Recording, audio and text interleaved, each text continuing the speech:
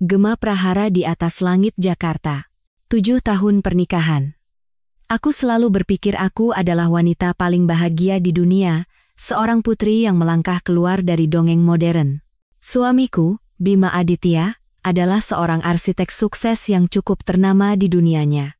Dia tidak hanya tampan dan berbakat, tetapi juga sangat menyayangiku, membuat semua temanku iri. Setiap pagi, dia bangun lebih dulu dariku untuk menyiapkan segelas air madu hangat dan sarapan sederhana yang tertata rapi di meja makan. Dia selalu berkata bahwa aku tidak boleh melewatkan sarapan karena lambungku yang lemah. Setiap malam, tak peduli sepulang apapun dia, hal pertama yang dilakukannya adalah masuk ke kamar tidur, memelukku dari belakang, menghirup dalam-dalam aroma rambutku, dan berbisik, "Sayang, aku pulang." Sikap mesra dan kata-kata manis itu menciptakan jaring cinta yang kokoh. Aku sepenuhnya mempercayainya, jatuh begitu dalam, dan siap mengorbankan segalanya. Untuknya, hanya untuknya, aku melepaskan masa depan cerah yang telah disiapkan ayahku, posisi direktur keuangan di grup perusahaan kami. Aku menentang keinginan ayah, menolak perjodohan, dan mengikuti panggilan cinta. Aku ingin membuktikan kepada semua orang bahwa pilihanku benar. Aku ingin membangun dengan tanganku sendiri sebuah rumah tangga sederhana di mana hanya ada cinta sejati, tanpa tekanan uang atau status, dan aku berhasil. Aku menjadi seorang ibu rumah tangga yang berdedikasi penuh. Apartemen penthouse kami, yang tadinya kosong, berubah menjadi sebuah surga yang hangat berkat sentuhan tanganku. Setiap sudut rumah adalah hasil karyaku yang teliti.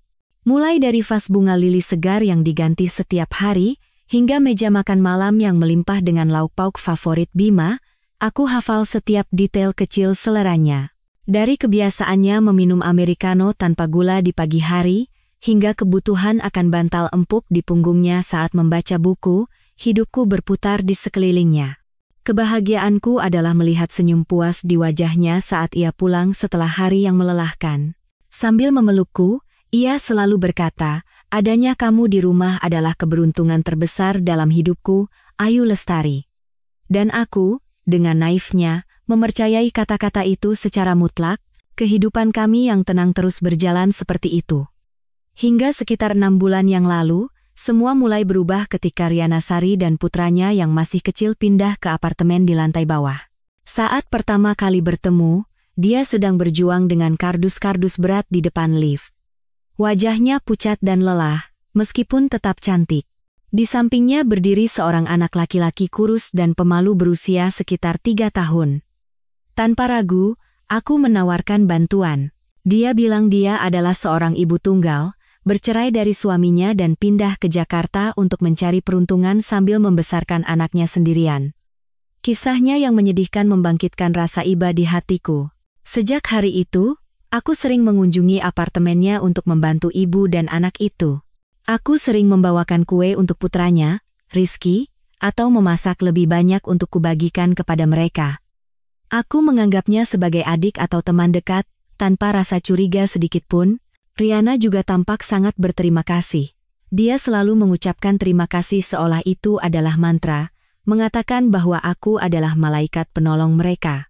Terkadang, dia membuatkan kue kecil atau manisan buatan sendiri dan mengantarkannya untuk kami. "Ini sedikit tanda terima kasih dari saya untuk Mbak Ayu dan Mas Bima," katanya. Awalnya Bima tidak terlalu peduli, tetapi ketika Riana mulai sering mengantar makanan saat Bima kebetulan ada di rumah, dia mulai menunjukkan kekagumannya secara terang-terangan. "Wah, Mas Bima sebagai arsitek memang beda, ya. Melihat interior apartemen Mbak dan Mas saja sudah terasa kelasnya." Atau, "Mbak Ayu benar-benar beruntung bisa menikah dengan pria sehebat Mas Bima." Pria mana yang tidak suka pujian semanis itu? Perlahan, Bima mulai menunjukkan perhatian pada tetangga kami yang malang itu. Terkadang dia membantu memperbaiki keran yang bocor di apartemennya, atau mengajarinya cara merakit rak buku baru. Semua terjadi begitu alami di depan mataku, dan aku tidak menaruh curiga sedikitpun. Justru, aku merasa senang karena suamiku adalah pria yang baik hati dan suka menolong. Betapa bodoh dan butanya aku, tidak menyadari bahwa kebaikanku telah membuka jalan bagi serigala untuk masuk ke dalam rumah. Perubahan-perubahan kecil mulai muncul. Bima mulai pulang lebih larut. Alasannya selalu karena proyek baru sedang dalam tahap akhir yang sibuk, atau ada rapat penting dengan klien. Panggilan teleponnya juga semakin sering, dan dia biasanya pergi ke balkon untuk menerima telepon, dengan alasan agar tidak menggangguku yang sedang beristirahat. Suatu kali, aku tak sengaja melihat pesan WhatsApp di layar ponselnya dari kontak yang disimpan dengan nama adik kenalan. Pesannya berbunyi, "Mas, sudah sampai rumah?" Aku dan Rizky kangen banget. Ketika kutanya, dia menepisnya. Katanya itu hanya anak magang di kantor yang sudah menganggapnya seperti kakak sendiri dan hanya menanyakan kabar. Dia malah tertawa dan menasihatiku agar tidak cemburu untuk hal-hal sepele. Aku percaya. Aku menyalahkan diriku sendiri karena terlalu sensitif. Aku berjanji pada diri sendiri untuk mempercayai suamiku sepenuhnya. Aku bahkan merasa bersalah karena telah meragukannya. Aktingnya yang begitu lihai telah mencapai tingkat dewa, menjadikan aku, istri yang telah berbagi ranjang dengannya selama 7 tahun, sebagai orang bodoh dalam ceritanya sendiri. Lalu tibalah hari yang menentukan itu. Hari itu adalah ulang tahun pernikahan kami yang ke-7. Aku telah menyiapkan makan malam romantis di bawah cahaya lilin, lengkap dengan anggur dan semua makanan favorit Bima. Aku mengenakan gaun sutra merah yang ia berikan sebagai hadiah ulang tahunku, menunggunya dengan hati berdebar. Tetapi jam 6, 7, lalu 8 malam, dia tidak kunjung pulang. Panggilan teleponku tidak diangkat. Hampir jam 9 malam, sebuah pesan singkat darinya masuk. "Sayang, maaf. Ada masalah mendadak di pihak partner. Aku harus segera ke sana untuk menyelesaikannya. Aku akan segera pulang. Jangan tunggu aku, makan saja duluan ya." Rasa kecewa dan hampa menyelimutiku, tetapi aku memaksakan senyum dan membalas, "Tidak apa-apa, Mas. Selesaikan pekerjaanmu dengan baik. Aku tunggu di rumah." Aku membereskan meja, memasukkan makanan yang sudah dingin ke dalam kulkas.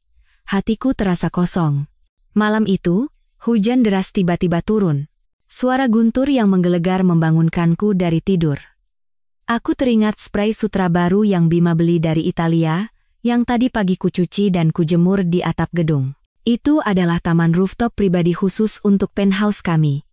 Aku telah menatanya menjadi taman kecil dengan berbagai bunga wangi dan satu set meja yang kami gunakan sesekali untuk memandang bintang. Khawatir spray mahal itu basah, aku segera mengenakan jubah tidur tipis, mengambil payung, dan naik ke atap. Tangga menuju atap cukup gelap, hanya ada seberkas cahaya kuning redup yang menyelinap dari celah pintu. Semakin dekat, aku merasakan sesuatu yang aneh. Pintu atap, yang biasanya selalu terkunci rapat, mengapa hari ini sedikit terbuka, dan di antara deru hujan yang deras, aku mendengar suara lain. Suara yang membuat sekujur tubuhku membeku dan darahku seakan berhenti mengalir. Itu bukan suara angin, bukan pula suara hujan. Itu adalah suara tawa centil seorang wanita, dan di sela-selanya, terdengar suara lembut dan mesra seorang pria.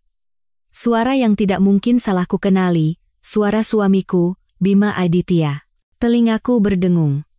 Derasnya hujan dan gemuruh guntur dari kejauhan seakan ditelan oleh keheningan mematikan di dalam jiwaku. Aku terpaku di anak tangga terakhir. Tanganku masih menggenggam payung erat-erat, merasakan tetesan air hujan dingin yang menembus celah pintu membasahi kulitku, tapi itu tidak mungkin lebih dingin dari hatiku saat ini. Suara Bima. Suara yang setiap malam membisikkan kata-kata cinta di telingaku, kini dengan kemesraan yang sama sedang menenangkan wanita lain. "Sudah, jangan takut. Cuma hujan begini saja masa takut? Kan ada aku di sini?" Tawa Riana terdengar nyaring, melengking seperti bor yang menembus gendang telingaku. Suara guntur yang menggelegar membangunkanku dari tidur. Aku teringat spray sutra baru yang Bima beli dari Italia, yang tadi pagi kucuci dan kujemur di atap gedung. Itu adalah taman rooftop pribadi khusus untuk penthouse kami. Aku telah menatanya menjadi taman kecil dengan berbagai bunga wangi dan satu set meja yang kami gunakan sesekali untuk memandang bintang. Khawatir spray mahal itu basah, aku segera mengenakan jubah tidur tipis, mengambil payung, dan naik ke atap. "Aku kan cuma mau manja-manja sama Mas, di sini romantis banget, ya." Rasanya seperti hanya ada kita berdua di dunia ini. Hanya ada kita berdua di dunia ini. Kata-kata itu menghantam dadaku seperti palu godam, membuatku tak bisa bernapas. Lalu aku ini apa di dunianya? Istri? Hiasan untuk rumahnya yang sempurna? Atau hanya orang bodoh yang tertipu? Aku tidak tahu dari mana keberanian itu datang. Kakiku terasa seberat timah, setiap langkah adalah siksaan. Ciuman yang penuh gairah, panas, dan tanpa keraguan sedikit pun. Tangan Bima, yang setiap hari menggenggam tanganku, kini sedang meraba-raba tubuh wanita lain. Jantungku terasa seperti diremas hingga hancur menjadi ribuan kepingan tajam. 7 tahun cinta, 7 tahun pengorbanan, 7 tahun usaha. Semuanya menjadi abu dalam sekejap, menjadi bahan tertawaan. Kukira aku akan berteriak, berlari ke arah mereka, dan menampar pipi mereka masing-masing. Tapi tidak. Dari lubuk jiwaku yang paling dalam, muncul perasaan dingin yang menakutkan, memadamkan semua emosi. Rasa sakit itu tidak hilang, ia hanya membeku menjadi bongkahan es padat yang melumpuhkan setiap sarafku. Air mata tidak mengalir, dada ini tidak lagi terasa nyeri. Hanya ada kehampaan kosong dan sebuah keputusan yang dingin. Aku tidak akan membiarkan mereka melihatku hancur. Aku tidak akan memberi mereka kesempatan untuk merasakan kepuasan di atas penderitaanku. Tanpa suara, aku melangkah mundur. Tanganku tidak lagi gemetar. Dengan tenang, aku berbalik dan menuruni tangga. Langkahku terasa anehnya mantap. Aku kembali ke penthouse dan menutup pintu. Di dalam ruangan yang sunyi, hanya suara detak jam dinding yang terdengar. Aku langsung berjalan ke pintu besi berat yang menghubungkan rumah kami ke atap. Aku ingat Bima pernah membanggakan sistem kunci khusus yang hanya bisa dibuka dari dalam demi keamanan mutlak. Aku mengambil gantungan kunci dan menemukan kunci berbentuk bintang. Dengan suara klik yang kering, pintu atap terkunci dari dalam. Sekarang, mereka bisa menikmati dunia mereka sendiri selama yang mereka mau. Tapi itu belum cukup. Aku mendekati panel listrik utama di sudut ruang keluarga. Ruang tamu, kamar tidur, dapur. Dan terakhir, sebuah saklar merah besar yang bertuliskan utama. Tanpa ragu, aku menurunkannya dengan sekuat tenaga. Dengan suara plak, seluruh rumah diselimuti kegelapan dan keheningan mutlak. Cahaya samar dari kota di luar jendela menciptakan bayangan-bayangan yang menakutkan. Aku berdiri di dalam kegelapan, menajamkan telinga. Aku bisa membayangkan wajah panik mereka di atap sana ketika menyadari lampu tiba-tiba padam dan mereka terkunci, tapi aku tidak peduli lagi. Mereka pantas mendapatkannya. Tanpa menyalakan senter, aku masuk ke kamar tidur. Kegelapan terasa seperti sahabat terbaikku. Aku membuka lemari dan mengeluarkan koper terbesar. Aku tidak mengambil pakaianku. Sebaliknya, aku membuka laci dan mengeluarkan buku tabungan atas namaku sendiri, satu set perhiasan berlian hadiah pernikahan dari ibuku, paspor, dan semua kartu identitasku. Kemudian, aku berjalan ke meja kerja Bima dan membuka brankas kecil yang kata sandinya adalah tanggal lahirku. Di dalamnya ada beberapa mata uang asing dan semua dokumen penting, sertifikat rumah, BPKB mobil. Aku mengambil semuanya tanpa sisa. Ini semua adalah properti atas namaku, harta pemberian orang tuaku sebelum menikah. Bima pernah membujukku untuk menyimpannya di brankasnya agar aman. Sekarang aku tahu apa arti aman yang ia maksud. Aku memasukkan semuanya ke dalam tas terpisah dan menyimpannya dengan hati-hati di dalam koper. Aku tidak membawa satu pun barang pemberiannya. Aku tidak mau kenang-kenangan dari seorang pengkhianat. Setelah semua siap, aku menyeret koper ke ruang keluarga. Aku melirik foto pernikahan kami yang terpajang di rak. Senyum bahagiaku di foto itu tampak begitu palsu dan konyol. Aku mengambil bingkai itu, nyaris membantingnya ke lantai, tapi aku berhenti. Aku hanya membalik bingkai itu menghadap ke dinding. Aku tidak akan merusak apapun atau membuat keributan. Aku akan pergi dengan tenang seperti angin, meninggalkannya dengan rumah yang kosong dan dingin, serta kekacauan yang harus ia selesaikan sendiri. Aku menyampirkan tas tanganku di bahu, menyeret koper, dan berjalan ke pintu. Sebelum pergi, aku berhenti sejenak. Aku mengeluarkan lipstik dari tasku dan menulis pesan singkat di cermin besar di dekat pintu masuk. Selamat bersenang-senang. Lalu aku membuka pintu, melangkah keluar, dan menutupnya. Pelarianku telah dimulai, kegelapan dan hujan di luar seolah menyambut kebebasanku. Aku tahu, mulai saat ini, Ayu Lestari yang kemarin telah mati. Suara roda koper yang bergesekan dengan lantai koridor adalah satu-satunya suara yang memecah keheningan malam. Saat masuk ke dalam lift, aku melihat pantulan diriku di cermin. Seorang wanita dengan wajah dingin, tanpa riak emosi. Sangat berbeda dari sosok istri yang lembut dan selalu tersenyum yang kulihat setiap hari. Syok pertama telah berlalu, dan di dalam diriku kini bersemayam ketenangan yang menakutkan. Tidak ada lagi ruang untuk rasa sakit atau air mata di kepalaku. Yang ada hanyalah perhitungan untuk langkah selanjutnya. Kemana aku harus pergi? Rumah orang tuaku? Tidak, belum saatnya. Aku tidak ingin muncul di hadapan mereka sebagai seorang pecundang, sebagai anak perempuan yang menentang nasihat ayahnya dan berakhir dengan menyedihkan. Aku harus merebut kembali semua yang menjadi milikku. Aku harus membuat mereka yang telah menginjak-injakku membayar harganya. Sampai aku bisa kembali dengan kepala tegak, aku memutuskan untuk tinggal di hotel. Tempat yang cukup mewah dan tersembunyi untuk memulai rencanaku dan menyembunyikan diri. Taksi melaju membelah tirai hujan, meninggalkan apartemen mewah yang pernah menjadi surga dan duniaku. Kini, tempat itu hanyalah sangkar emas kosong yang mengurung dua pendosa. Saat check-in di hotel bintang 5 termewah di Jakarta, aku meminta suite di lantai tertinggi dengan pemandangan malam kota.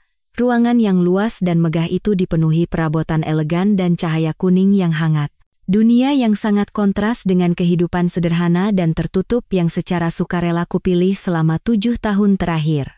Aku meletakkan koperku dan langsung berjalan ke jendela kaca raksasa, memandangi kota yang berkelip seperti galaksi. Sudah berapa lama aku tidak merasakan sensasi ini? Perasaan menjadi diriku sendiri. Perasaan hidup di dunia yang benar-benar menjadi milikku. Aku mengeluarkan ponsel baru dari kompartemen rahasia di tas tanganku. Ponsel yang sudah lama kusimpan, yang hanya kugunakan untuk berkomunikasi dengan orang-orang dari duniaku yang dulu. Aku mencari sebuah nama di kontak, Doni Setiawan, asisten pribadiku. Doni masih muda, cerdas, cekatan, dan sangat loyal. Dia sudah bekerja untukku bahkan sebelum aku menikah. Selama 7 tahun aku pensiun, aku tetap diam-diam mentransfer gajinya. Untuk hari seperti ini. Begitu dering pertama terdengar, telepon diangkat. Suara Doni terdengar campuran antara senang dan khawatir. Ibu Ayu? Akhirnya ibu menelepon. Apa ibu baik-baik saja? Suaranya yang familiar seperti aliran air hangat yang mencairkan dinding es di hatiku. Aku baik-baik saja, Don. Aku butuh bantuanmu untuk beberapa hal. Sekarang juga? Jawabku dengan suara sedikit serak. Tentu, Bu. Katakan saja, apapun itu. Doni menjawab tanpa ragu sedikit pun. Pertama, selidiki kondisi keuangan pribadi Bima Aditya selama 6 bulan terakhir.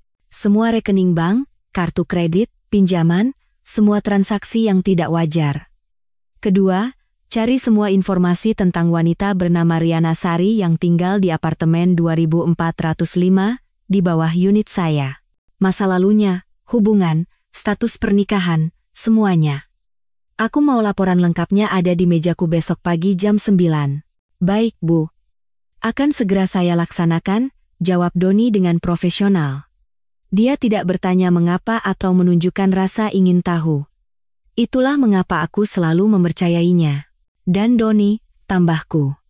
Besok pagi jam 8, datanglah ke sini bersama Bapak Hartono, katakan pada beliau, putri Bapak Swedarsono ingin bertemu dengannya segera. Bapak Hartono pengacara dari grup perusahaan? Tanya Doni, sedikit terkejut. Benar, kataku dengan yakin. Katakan begitu saja, beliau pasti mengerti. Setelah menutup telepon, aku menghela napas panjang. Mesin telah mulai bekerja. Bapak Hartono adalah pengacara utama grup perusahaan kami, seorang rubah tua di dunia korporat. Beliau telah melewati berbagai badai bersama ayahku. Dia bukan sekadar pengacara, tapi juga orang kepercayaan dan sosok paman yang bisa kuandalkan sepenuhnya. Mengingat ayah membuat rasa pahit menjalari hatiku. Aku teringat hari ketika aku memutuskan untuk meninggalkan segalanya dan pergi bersama Bima. Ayah, yang selalu tegas namun mencintaiku tanpa syarat, menatapku dengan mata penuh kekecewaan. Ayu, Papa tidak melarangmu mencintai, tapi cinta bukan segalanya. Anak itu, Bima, ambisinya terlalu besar di matanya. Papa khawatir dia mendekatimu bukan murni karena cinta. Kamu terbiasa hidup mewah, apa kamu bisa tahan dengan kehidupan biasa? Papa takut kamu menderita. Saat itu, aku masih muda dan percaya pada dongeng. Aku membantah ayahku. Aku bilang aku tidak butuh uang, aku hanya butuh cintanya. Aku akan membuktikan pada Papa bahwa pilihanku benar. Dan aku pergi dari rumah. Selama 7 tahun terakhir, aku hampir memutuskan kontak dengan keluargaku. Sesekali aku menelepon ibu, berbohong bahwa aku hidup sangat baik dan bahagia. Harga diriku terlalu tinggi untuk mengakui bahwa aku salah. Tapi sekarang, harga diri itu hancur berkeping-keping oleh pengkhianatan Bima, ayah benar. Beliau telah melihat sifat asli Bima sejak awal. Penyesalan dan rasa bersalah memenuhi hatiku. Aku telah begitu menyakiti perasaan orang tuaku. Tapi aku mengingatkan diriku sendiri, ini bukan saatnya untuk menjadi lemah. Aku harus menjadi kuat. Aku harus mendapatkan kembali segalanya. Bukan hanya untuk diriku sendiri, tetapi juga untuk kehormatan keluargaku. Untuk membuktikan bahwa Putri Swedarsono, meskipun pernah jatuh, tahu cara untuk bangkit sendiri, bahkan menjadi lebih kuat dari sebelumnya. Malam itu aku tidak tidur. Aku duduk di dekat jendela, merancang setiap langkah dari rencana balas dendamku di dalam kepala. Sebuah rencana yang rumit, kejam, dan tanpa jalan untuk kembali. Mereka telah menjadikanku orang bodoh. Maka, aku akan menunjukkan kepada mereka betapa mengerikannya akibatnya ketika orang bodoh yang cerdas menjadi marah. Dalam permainan ini, aku bukan lagi sekadar pemain, aku akan menjadi orang yang menetapkan aturannya. Dan dengan dukungan dari dunia yang pernah kutinggalkan, aku tahu kemenangan sudah ada di tanganku. Sementara aku duduk di kamar hotel mewah merencanakan setiap langkah perangku, di tempat lain, di atap gedung yang dingin, sebuah komedi tragis dari dua pengkhianat baru saja dimulai. Aku bisa membayangkannya dengan jelas, seolah menonton film gerak lambat. Ketika lampu di penthouse padam dan musik lembut dari speaker Bluetooth Bima berhenti, mereka pasti mengira itu hanya pemadaman listrik biasa di seluruh gedung. Duh, mati lampu ya, Mas? Riana mungkin akan berkata dengan suara manja, memeluk Bima lebih erat seolah mencari perlindungan. Dengan kepercayaan diri seorang pria yang sudah berpengalaman, Bima mungkin akan tertawa dan menenangkannya. Tenang, sayang. Sebentar lagi juga nyala. Malah lebih romantis kan? Kita menikmati hujan dan pemandangan kota dalam gelap. Hai, mereka mungkin menikmati romantisme berdosa itu selama beberapa menit lagi, sama sekali tidak menyadari bahwa itu adalah saat-saat damai terakhir mereka. Tapi setelah 5, 10, 30 menit berlalu, listrik tak kunjung menyala, hujan semakin deras, dan hawa dingin mulai menusuk kulit. Gaun tidur tipis Riana tidak mampu menahan dingin yang menggigit. Dia mulai menggigil dan mengeluh. Dingin banget, Mas. Kok listriknya lama sekali nyalanya? Kita turun saja, yuk, Saat itulah Bima mulai menyadari ada yang tidak beres. Dia meninggalkan Riana dan mendekati pintu besi yang menuju ke rumah. Dia mendorongnya dengan keras, tetapi pintu itu tidak bergeming. Dia mencoba memutar pegangannya, tetapi pegangan itu terkunci rapat. Kepanikan mulai terlihat jelas di wajahnya. Pintunya terkunci. Mungkin begitu dia berteriak, "Bagaimana bisa terkunci?" Tadi waktu naik aku yakin hanya menutupnya sedikit. Riana pasti berlari menghampiri, bersama-sama mereka mendorong, menarik, dan mengguncang pintu itu, tapi semuanya sia-sia. Pintu besi kokoh yang dirancang untuk menghalau perampok kini menjadi dinding yang tak tertembus, mengurung mereka yang baru saja melakukan dosa. Kepanikan yang sesungguhnya melanda mereka. Hujan masih mengguyur, kilat menyambar di langit, menerangi dua wajah yang pucat karena dingin dan ketakutan. "Bagaimana ini, Mas? Kita terjebak di sini." Riana mulai menangis. Sosoknya yang menggoda tadi lenyap sudah, hanya tersisa wanita lemah dan menyedihkan. Dalam kepanikannya, Bima mungkin meneriakkan namaku. "Ayu, kamu di dalam?" "Tolong buka pintunya, Ayu." Tapi yang menjawabnya hanyalah suara hujan dan keheningan mencekam dari apartemen. Dia mulai mendobrak pintu dengan sekuat tenaga, menabraknya dengan bahu, menendangnya dengan kaki, tapi pintu itu tetap kokoh, seolah menertawakan ketidakberdayaannya. Lelah dan putus asa, mereka hanya bisa meringkuk di sudut, saling berpelukan untuk mencari kehangatan. Tapi kehangatan itu tak mampu mengusir dinginnya rasa bersalah dan ketakutan yang merayap di hati mereka. Mereka terjebak dalam kegelapan dan hujan selama hampir 3 jam. Kemudian, secercah harapan muncul. Bima teringat ada pintu darurat yang menuju ke tangga darurat umum gedung. Dia dan Riana bergegas ke sana. Untungnya, pintu itu tidak terkunci.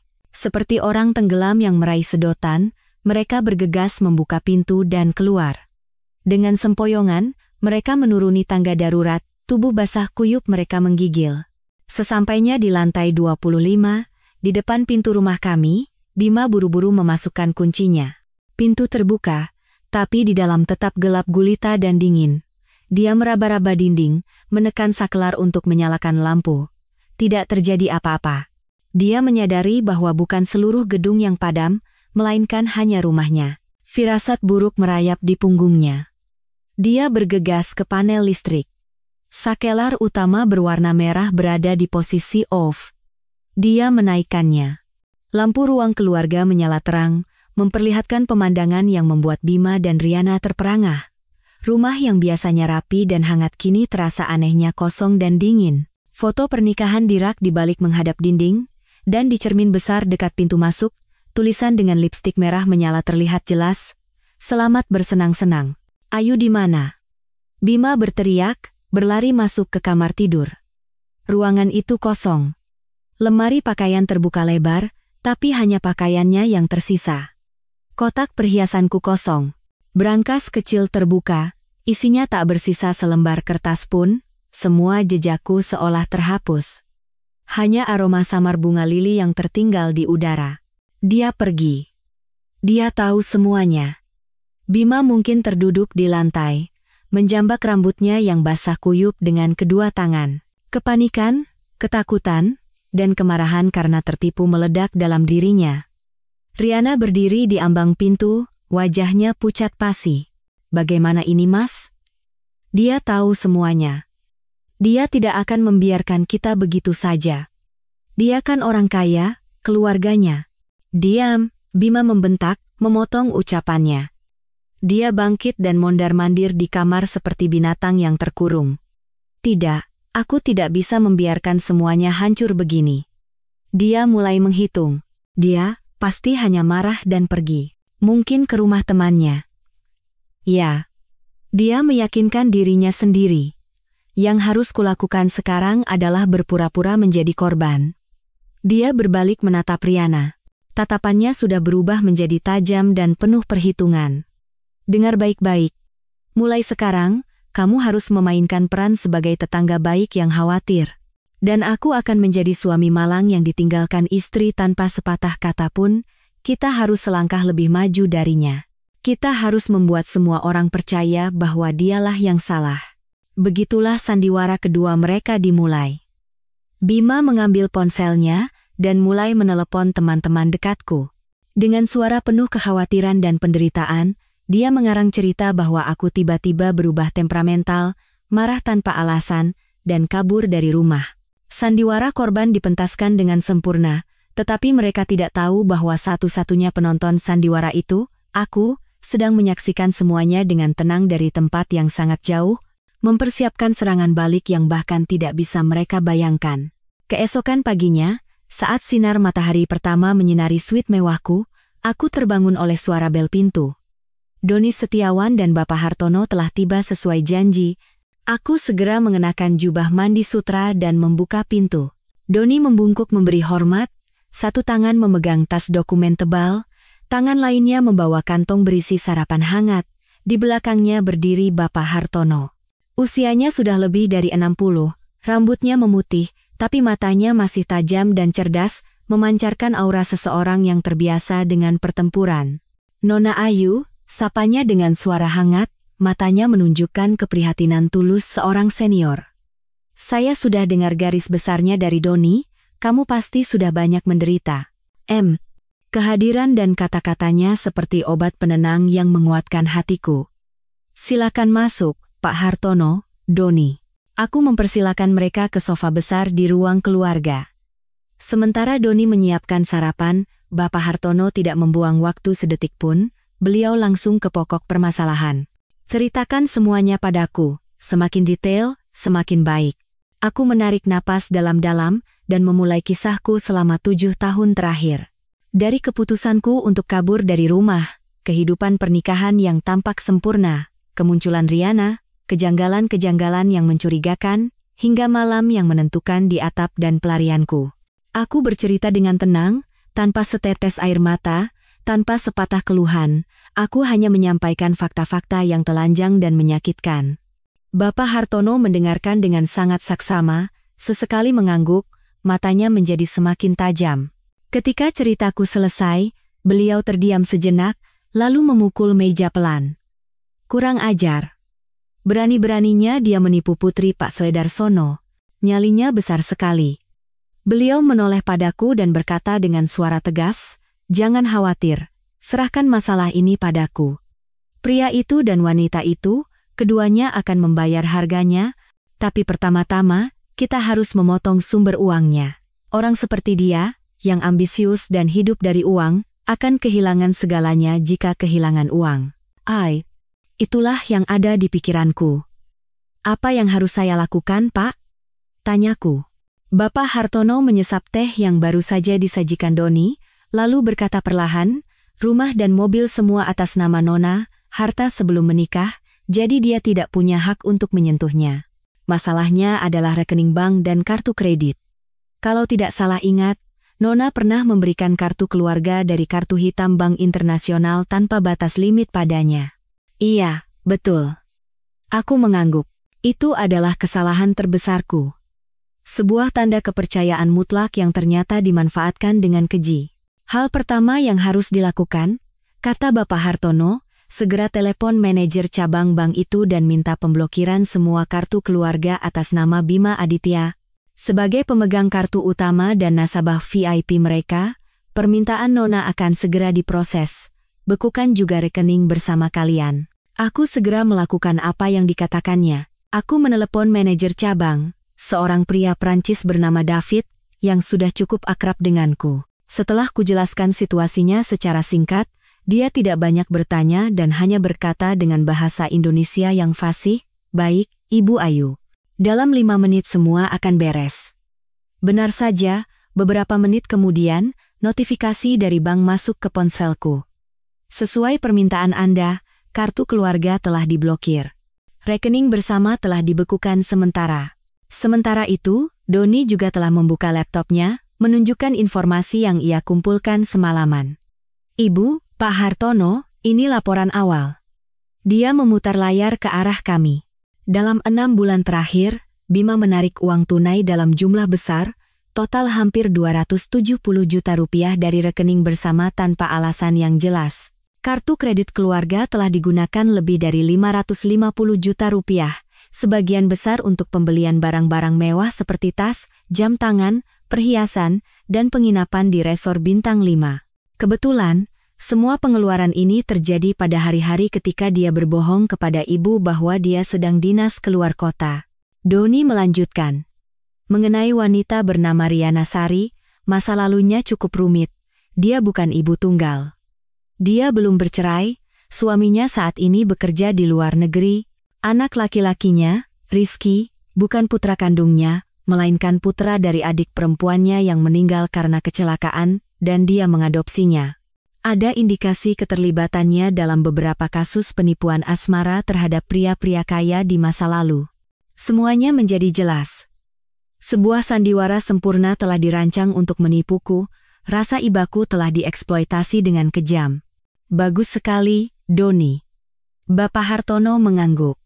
Terus gali lebih dalam masa lalu wanita itu. Pasti masih banyak cerita menarik di sana.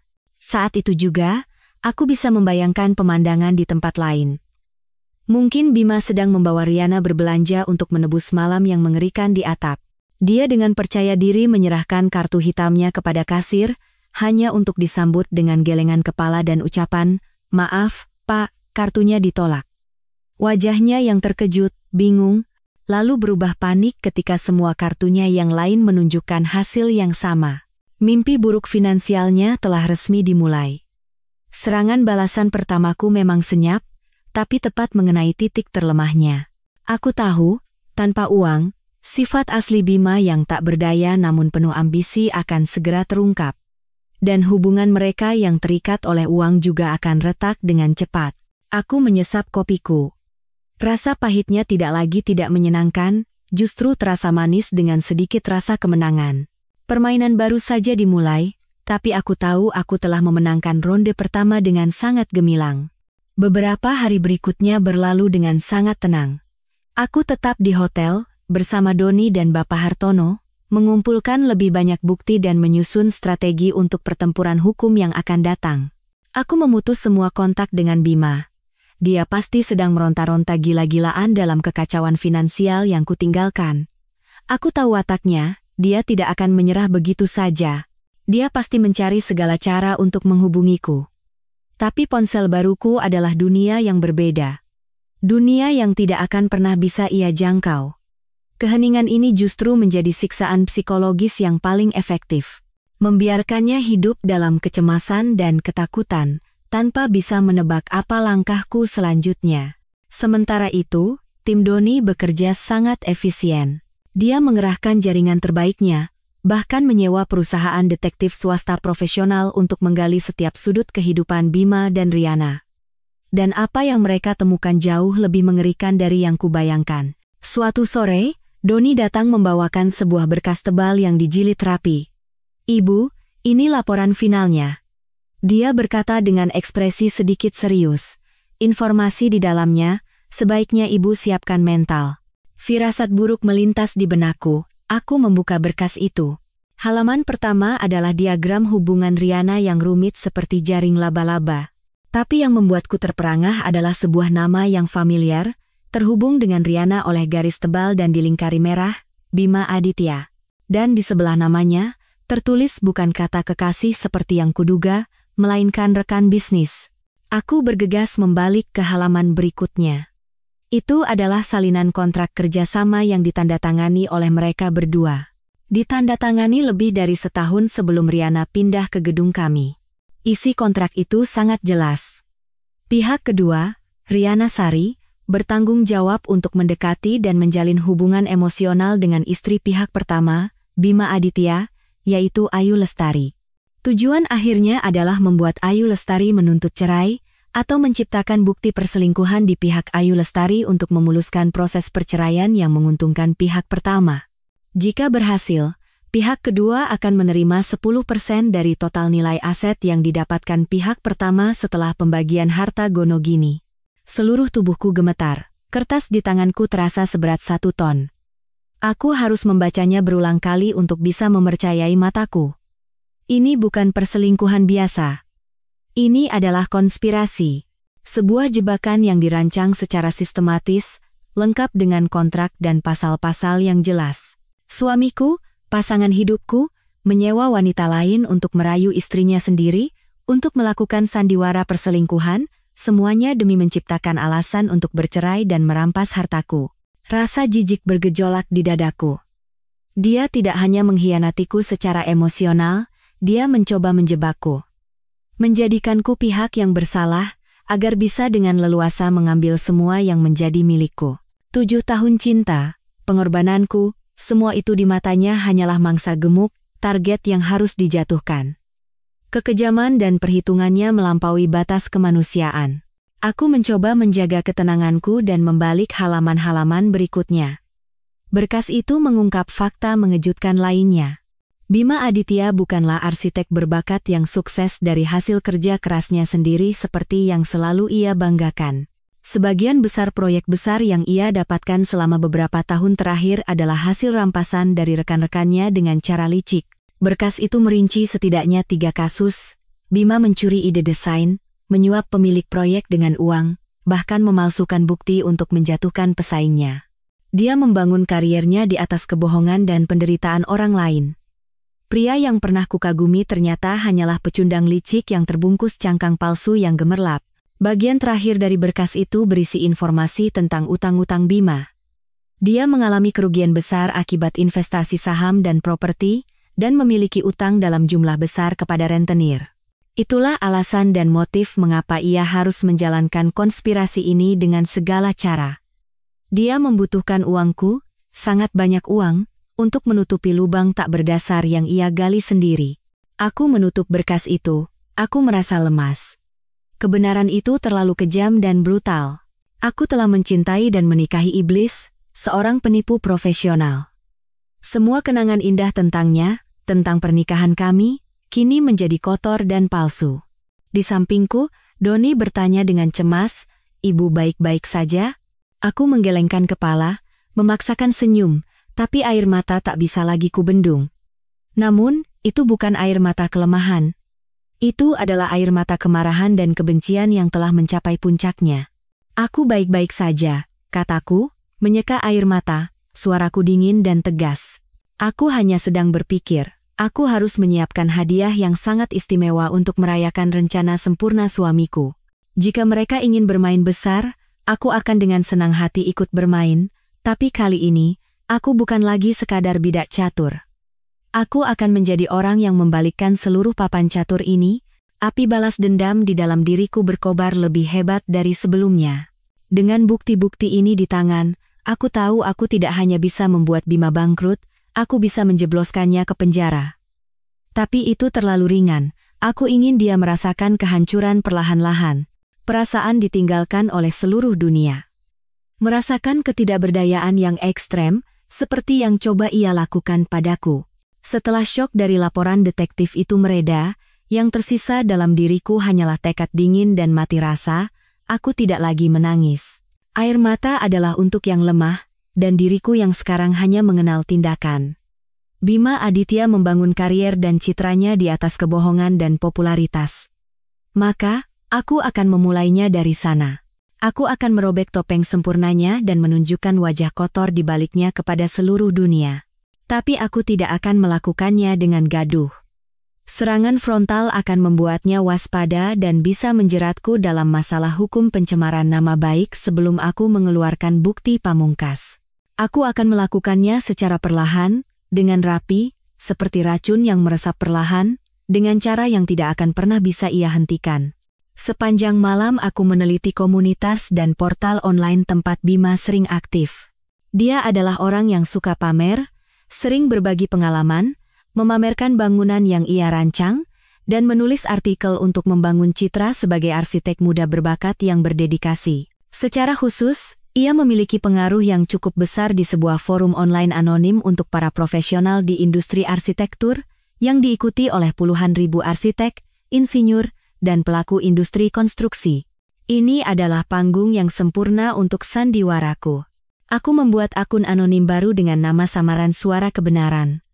Aku menciptakan persona sebagai arsitek junior yang baru lulus dan penuh semangat, namun kecewa dengan sisi gelap industri. Lalu, aku mulai menulis sebuah postingan panjang. Sebuah cerita dari sudut pandang orang dalam anonim. Aku tidak menyebut nama Bima Aditya secara langsung, hanya menggunakan inisial yang sugestif, arsitek bintang baru, A, B, atau kisah yang tak terungkap dari seorang plagiator profesional. Judulnya kubuat provokatif untuk menarik rasa ingin tahu. Dalam tulisan itu, aku tidak melontarkan tuduhan kosong. Aku menguraikan salah satu dari 3 kasus yang diselidiki tim Doni menjadi sebuah cerita yang detail. Kisah tentang seorang arsitek muda, Indra Wijaya, yang mencurahkan seluruh gairahnya untuk menciptakan desain inovatif sebuah resor mewah. Namun, desain itu dicuri oleh rekan sekaligus atasannya, arsitek AB, dengan cara licik, sedikit dimodifikasi, dan diajukan kepada pemilik proyek atas namanya sendiri. Indra Wijaya, yang merasa sangat dirugikan dan tidak berdaya, akhirnya keluar dari perusahaan dan jatuh ke dalam depresi. Aku menulis dengan gaya yang penuh empati terhadap korban dan kemarahan terhadap pelaku. Aku menyisipkan detail-detail yang sangat faktual, yang hanya diketahui oleh orang dalam, yang dikumpulkan Doni dari mantan rekan kerja Bima. Aku bahkan cukup cerdik untuk menyebutkan beberapa ciri khas A, B, secara sambil lalu. Dia suka memakai jam tangan Patek Philippe edisi terbatas, dan selalu berbicara tentang filosofi arsitektur hijau yang berkelanjutan setiap kali membuka mulut. Itulah citra yang dibangun Bima untuk dirinya sendiri. Untuk meningkatkan kredibilitas, aku membuat beberapa akun palsu lagi dan meninggalkan komentar konfirmasi, berpura-pura sebagai mantan rekan kerja. Begitu baca langsung tahu ini siapa. Kasus Mas Indra waktu itu semua orang di kantor tahu, tapi tidak ada yang berani bicara. Atau, bukan cuma plagiat desain, masih banyak cerita lain. Ditunggu bagian selanjutnya.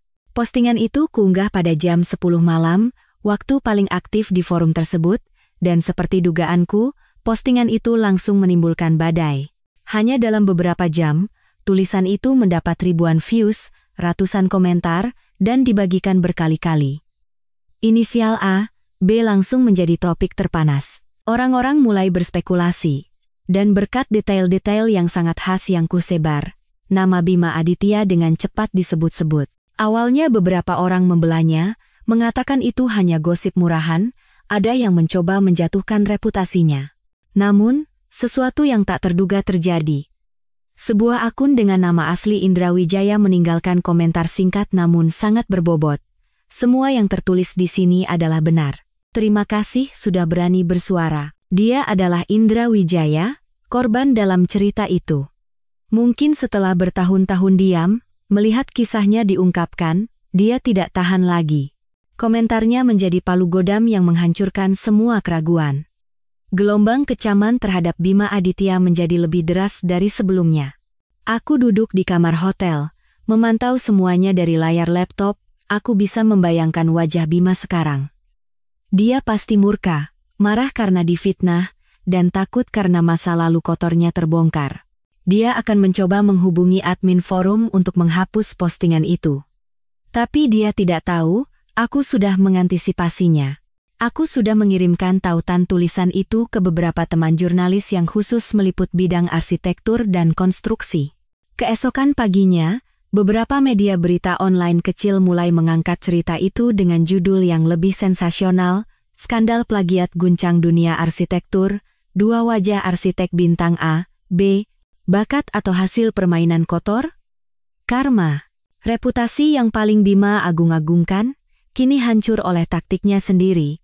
Kredibilitasnya di industri mulai goyah. Klien dan partnernya pasti mulai mempertanyakan. Serangan pertamaku tepat sasaran, tapi ini baru hidangan pembuka. Hidangan utama belum disajikan. Aku tahu, Bima dan Riana yang terpojok tidak akan tinggal diam. Mereka pasti akan melawan. Dan aku menunggunya. Sebelum badai di komunitas arsitektur itu reda, badai lain yang lebih dahsyat dan telanjang datang dari arah yang tidak kuduga. Sementara Bima sibuk menangani krisis media, memberikan klarifikasi pada partner, dan berusaha menghapus postingan yang merugikannya, kekasih sekaligus kaki tangannya, Riana Sari, melakukan langkah yang sangat bodoh. Mungkin karena sumber uangnya terputus dan Bima diambang kehancuran, kepanikan dan sifat serakahnya muncul ke permukaan.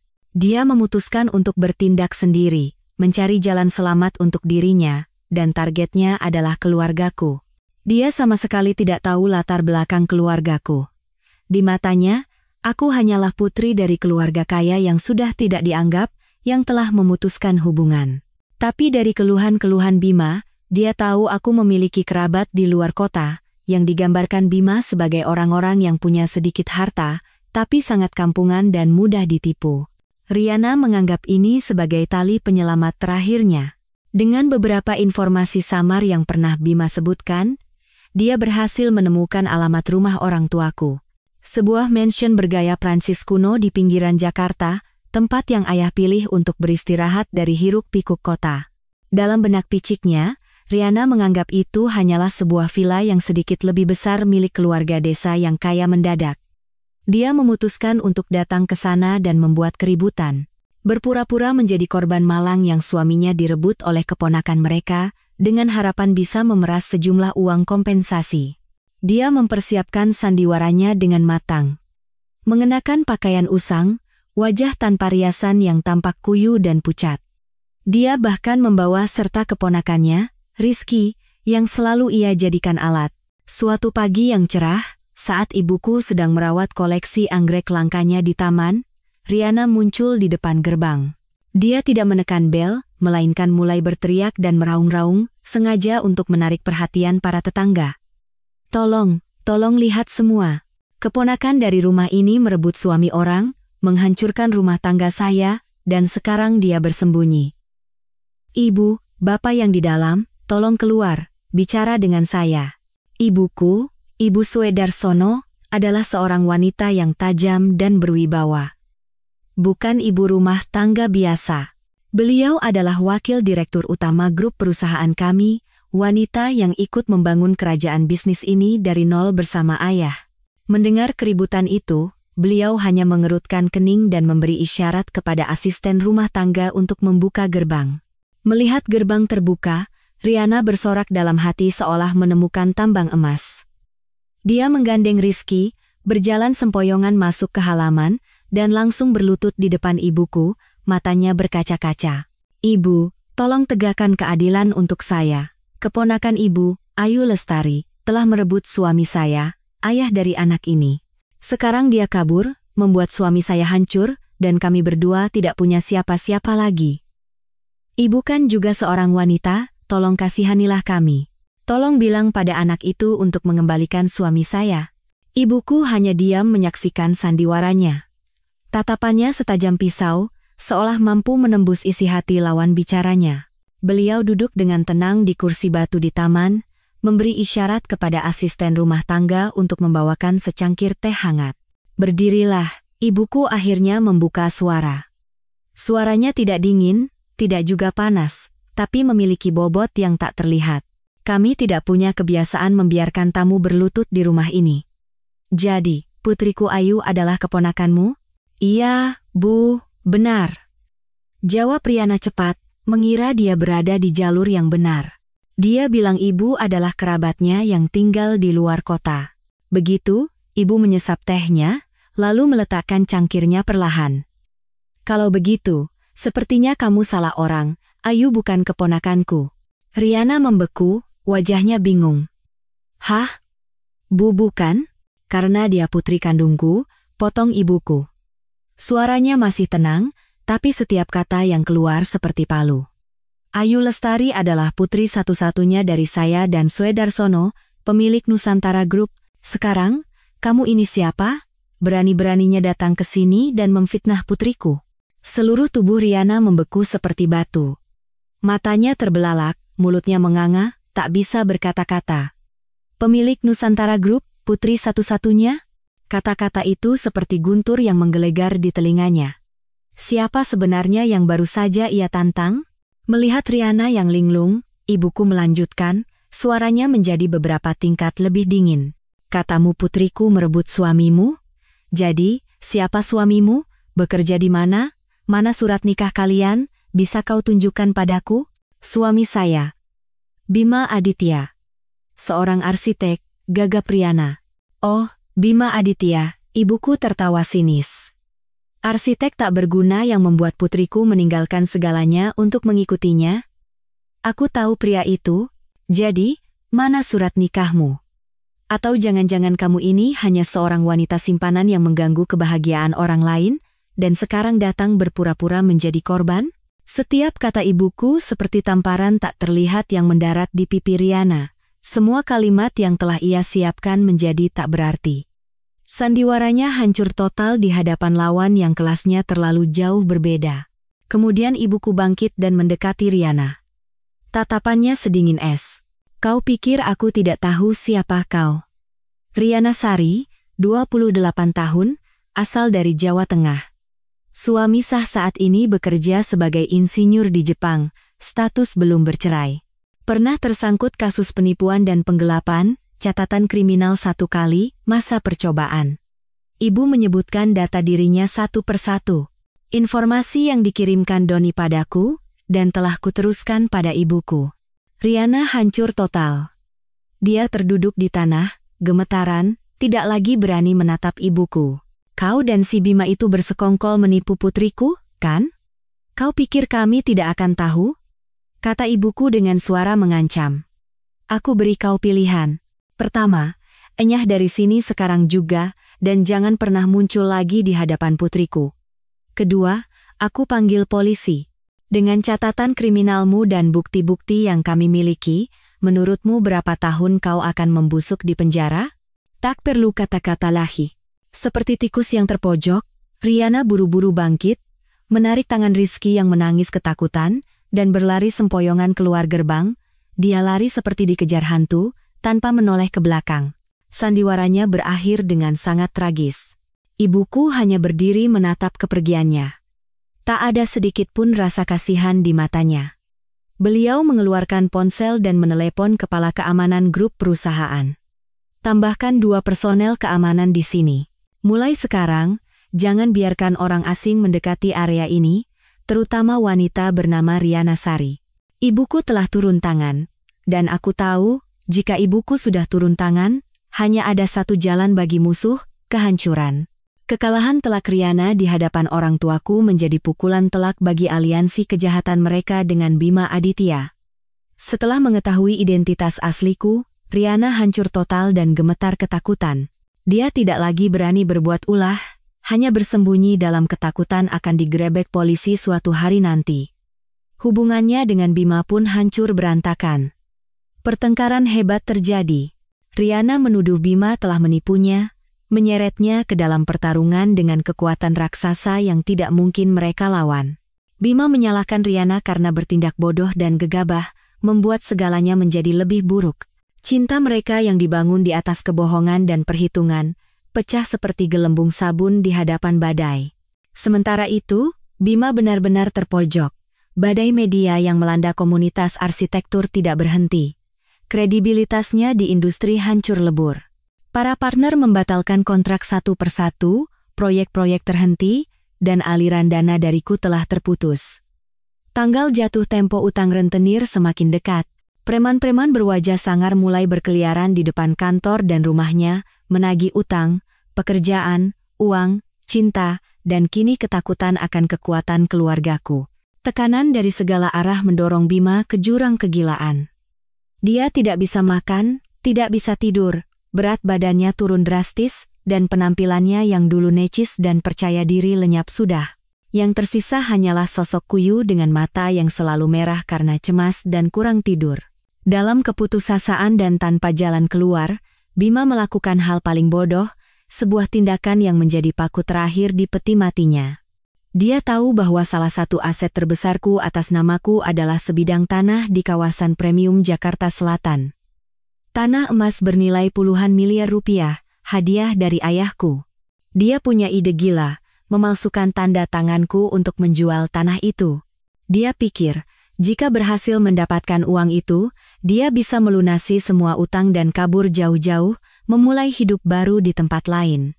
Dia berlatih memalsukan tanda tanganku berkali-kali. Setelah hidup bersama selama 7 tahun, dia sangat hafal gaya tulisanku.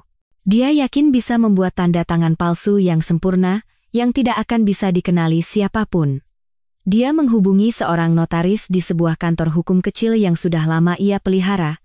Dia menyiapkan draft akta pengalihan hak guna tanah ke sebuah perusahaan cangkang yang ia dirikan, semuanya dilakukan secara diam-diam dan tergesa-gesa. Suatu sore, Bima mendatangi kantor notaris itu untuk mengeksekusi tindakan kriminalnya. Dia sama sekali tidak tahu bahwa setiap gerak-geriknya berada dalam pengawasan kami.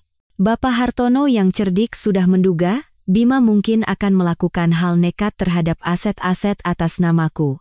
Beliau menyuruh orang untuk diam-diam memantau semua pergerakan Bima, terutama yang berhubungan dengan bank dan properti. Ketika menemukan Bima menghubungi kantor notaris yang reputasinya kurang baik itu, beliau segera memasang alat penyadap dan kamera super kecil di kantor tersebut. Seluruh proses saat Bima dengan tangan gemetar memalsukan tanda tanganku di atas akta, saat notaris korup itu dengan tergesa-gesa membubuhkan stempelnya, semuanya terekam dengan jelas, baik video maupun suaranya. Rekaman itu, bersama dengan salinan akta palsu, segera dikirimkan ke Bapak Hartono. Ketika memegang bukti yang tak terbantahkan itu, aku merasakan kepahitan, bukan kemenangan. Betapa mengerikannya perbuatan manusia ketika keserakahan dan keputusasaan membutakan akal sehat. Bima Aditya telah melangkahkan kakinya sendiri ke jalan menuju penjara. Kasusnya bukan lagi sengketa perdata tentang perkawinan dan harta, melainkan kasus pidana serius, penipuan, penggelapan, dan pemalsuan dokumen negara. Bapak Hartono meneleponku, ada nada puas dalam suaranya. Ikannya sudah memakan umpan, Nona Ayu.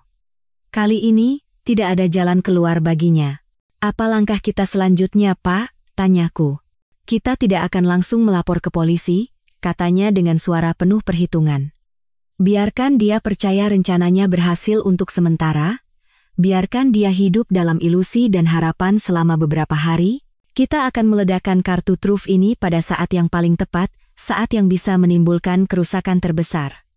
Aku sudah merancang sebuah finale yang sangat indah untuk menutup sandiwara ini. Mendengar kata-katanya, aku tahu permainan catur ini sudah mendekati akhir, dan akhir yang akan menimpa Bima Aditya bukanlah sekadar kekalahan, melainkan kehancuran total. Dalam penantian yang dingin dan kejam, aku menunggu hari penghakiman terakhir bagi orang yang telah mengkhianatiku.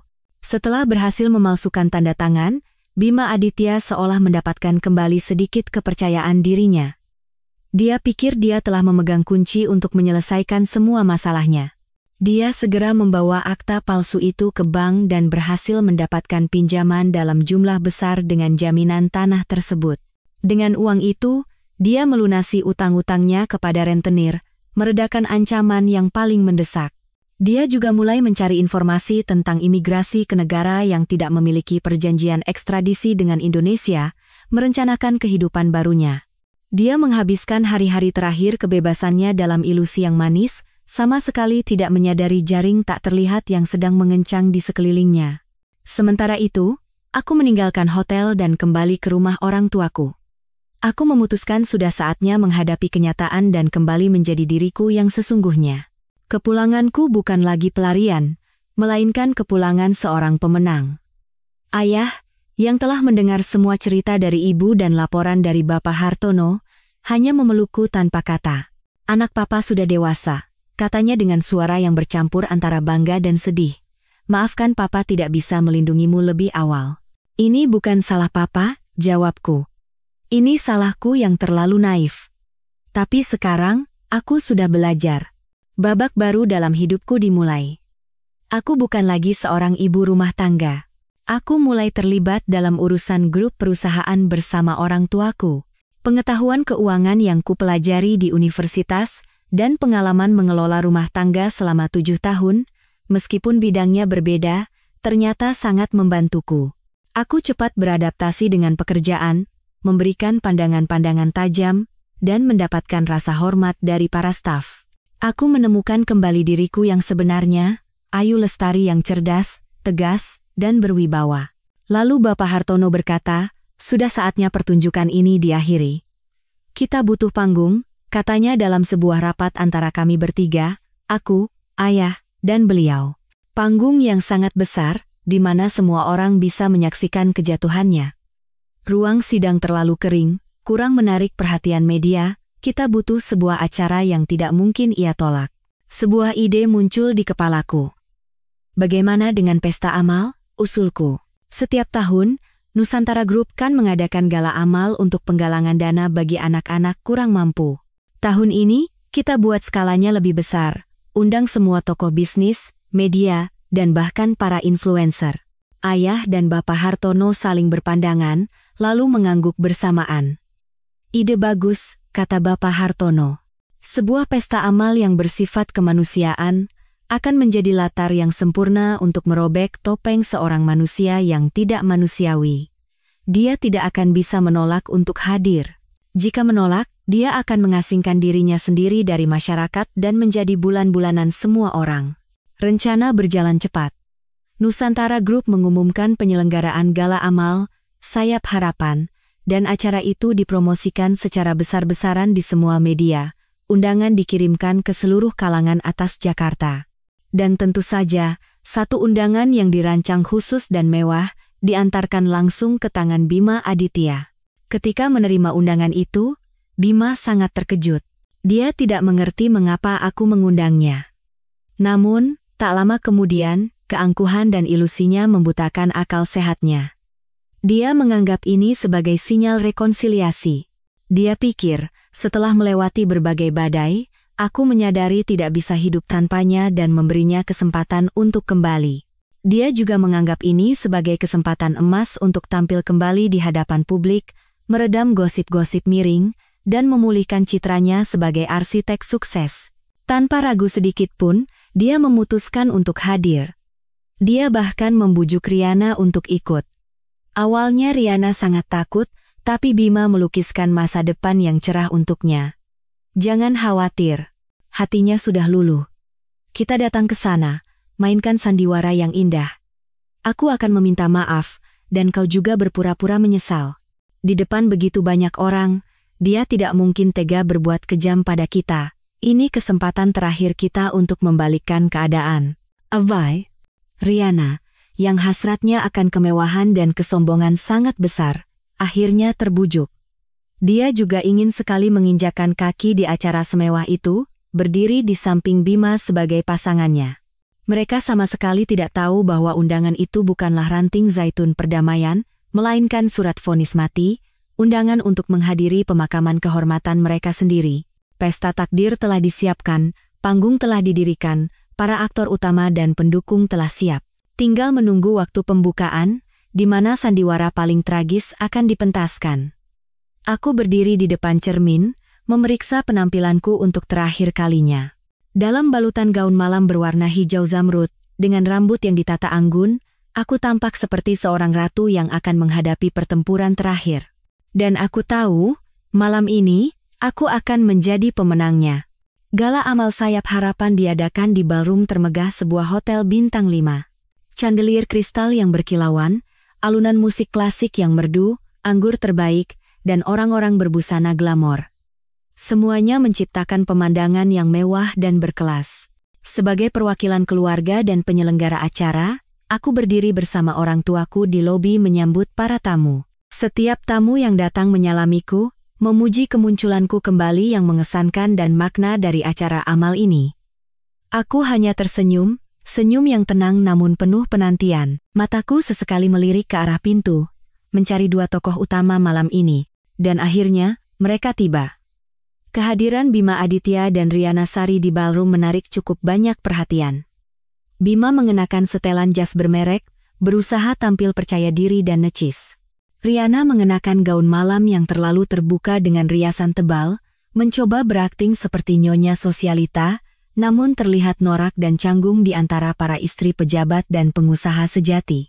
Mereka mendekatiku.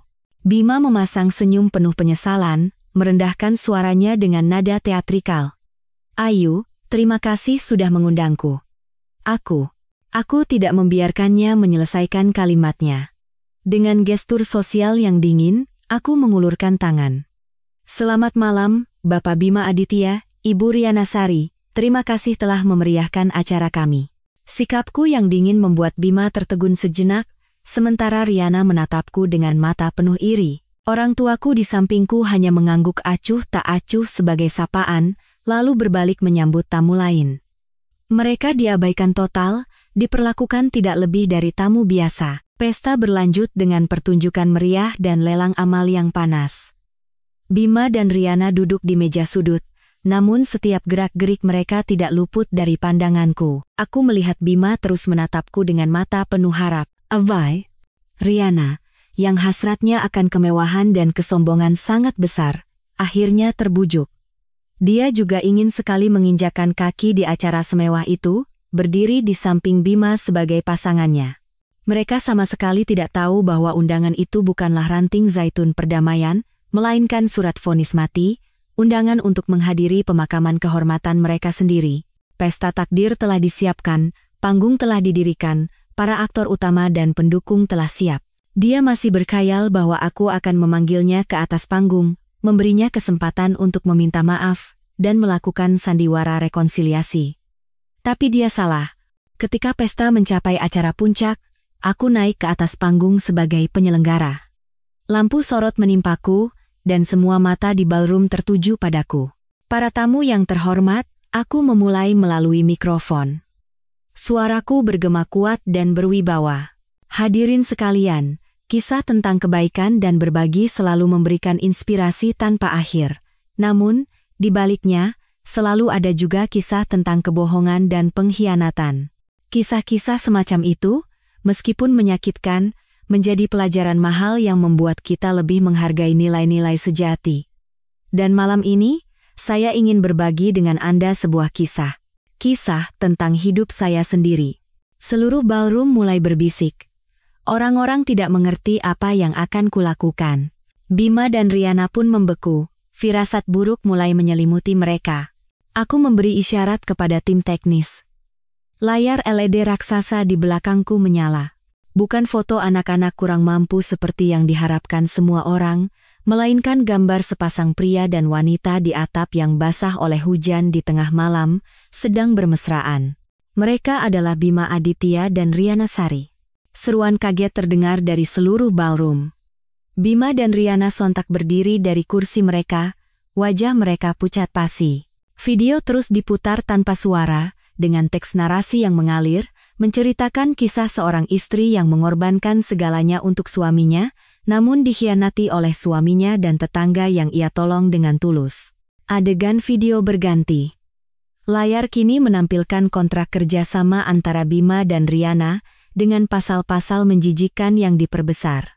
Diikuti oleh rentetan bukti transfer bank yang membuktikan, Bima menggelapkan uang istrinya untuk membiayai wanita simpanannya dan membayar utang judi.